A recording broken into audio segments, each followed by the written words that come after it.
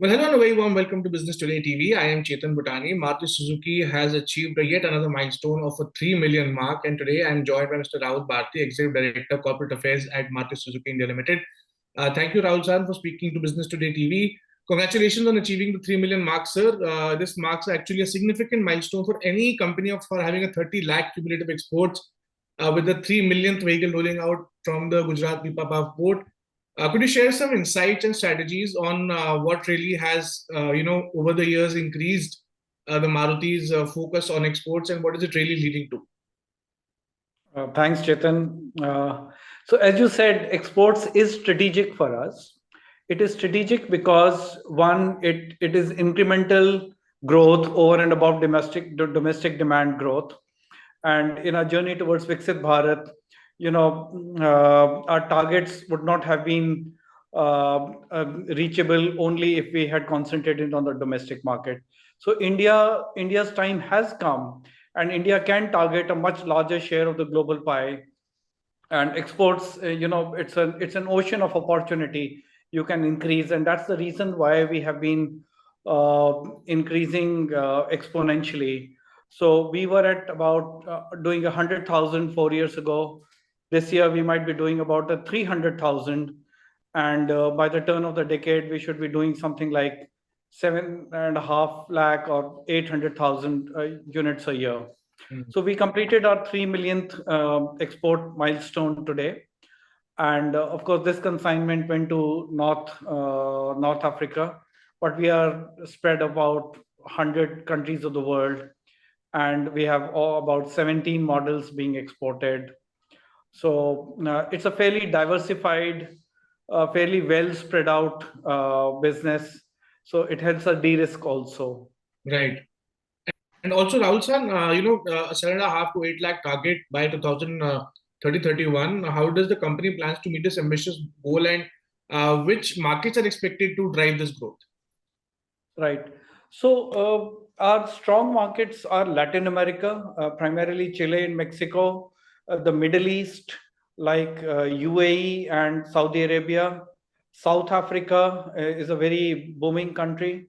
Southeast Asia, primarily Indonesia. And now we will be adding Europe and Japan. In fact, we re-entered Japan with the francs recently.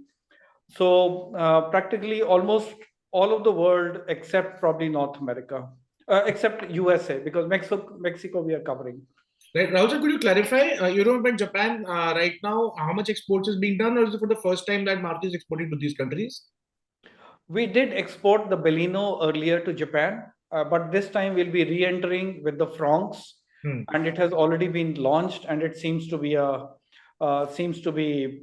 picking up a lot of consumer pull. Right. And also, Rahul sir, we have the e-Vitara coming up in January. With the rising demand for electric vehicles also globally, how are you positioning yourself to exports as far as the EVs go? That's right. So till now, these 3 million were only IC engines. However, now we will be adding electric vehicle exports also, which means we will grow faster. So our first EV, which is an SUV with the high specifications, it will be produced in Gujarat and will be exported to many countries of the world. Europe, primarily Japan, India, of course, and we were able to showcase it in Milan recently, and it has been a crowd puller.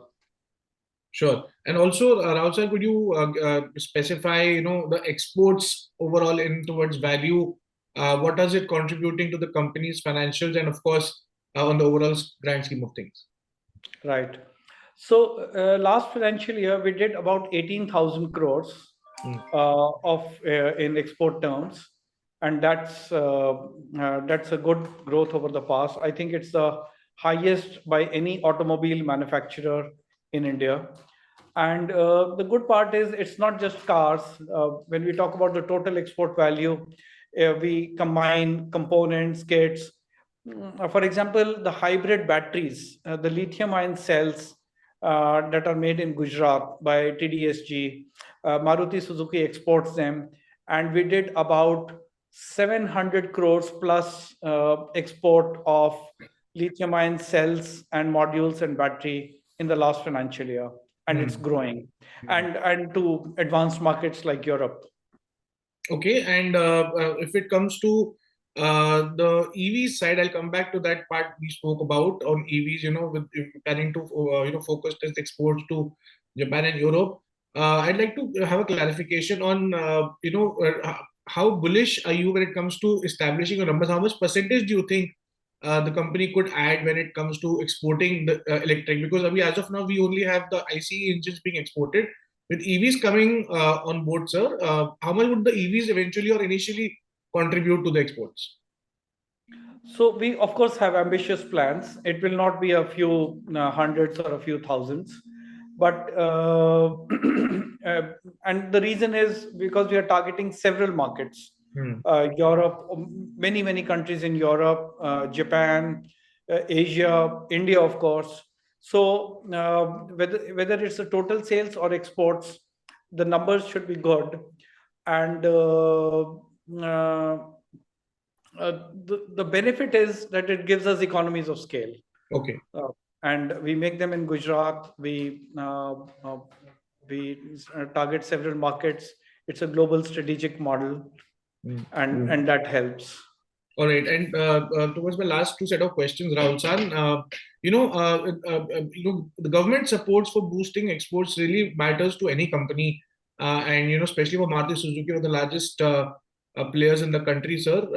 How has the government support, affected you, and any more policy changes you think should be done to ensure, on over a grand scheme of things, the exports become much more easier and faster?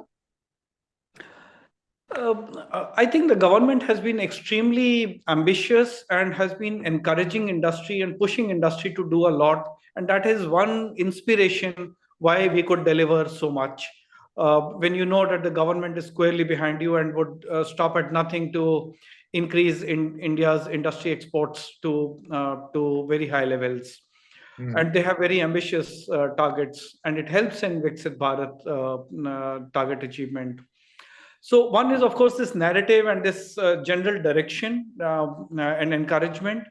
The second is very specific policies like, the government negotiated a duty reduction in many of our target markets. For example, Australia, UAE, Chile.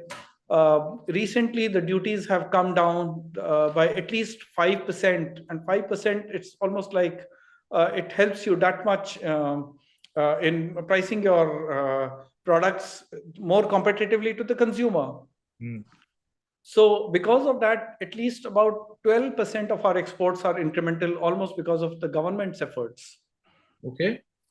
On these settlements. When you mentioned 12% exports have been incremental because of government support, it means that because of the government policies, you could further add 12%? Yeah, so 12% of our exports are coming from those countries where the government helped us get lower import duties, and therefore we could be more competitive in those countries. Okay, and could you repeat those markets for us? Australia, UAE, and Chile. Okay, noted, sir. And last question, sir. When it comes to, of course, hybrids, we see the Grand Vitara also performing very well when it comes to the hybrids and, of course, other vehicles. But how is it, in comparison to other vehicles that, Maruti Suzuki is focused on? You're equally well-positioned ICE in hybrids, in SUVs. I want to ask your strategy on hybrids. Is there any particular policy incentives that hybrids should be provided with? Any idea, any comment on that? Right. So Maruti Suzuki, being the volume leader, we want to use all tools to attack carbon. And we won't be limited to any particular tool, because if we are limited to any particular technology, then we cannot increase our decarbonization efforts beyond its reach. So we will, of course, be very ambitious on our EV. We are trying to maximize hybrids, We will be working a lot on biofuels. And of course, natural gas. And if that natural gas can come from compressed biogas, it will be very helpful. Ethanol, flex fuel vehicles. Within flex fuel, we'll try to increase the percentage of ethanol to the maximum possible. So these are all tools.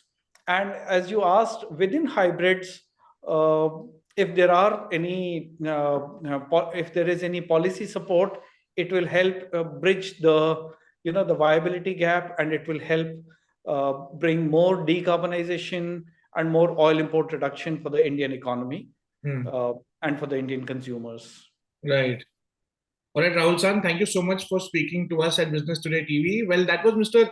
Rahul Bharti talking to Business Today TV on, of course, the landmark number of 3 million, and of course, how the company is absolutely suited and focused towards the various fuel segments and would be attacking carbon like on a war footing. Thank you so much, Rahul San, for speaking to us.